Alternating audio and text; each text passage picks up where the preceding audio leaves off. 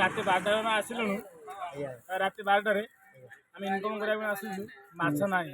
ବର୍ତ୍ତମାନ ଆମେ ବୁଲି ବୁଲି ଯାଉଛୁ। ଅତି କମରେ 100 ଲିଟର ତେଲ ପଡ଼ିଲାଣି। ପବନ ଜାସ୍ତି, ପବନ ଜୋରେ। କେତେ ଦିନ ହେଲାଣି ପଡି ରହିଲେ?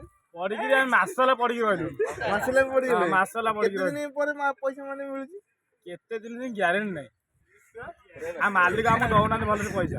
ମାଲିକ ତମ କୋଉଠି ଅଛନ୍ତି, କେମିତି କଣ? ଆମେ ବର୍ତ୍ତମାନ ଅଛୁ କୁମ୍ବୁଲା, ଆମେ ଆଇଛୁ ମଞ୍ଚେଶ୍ୱର।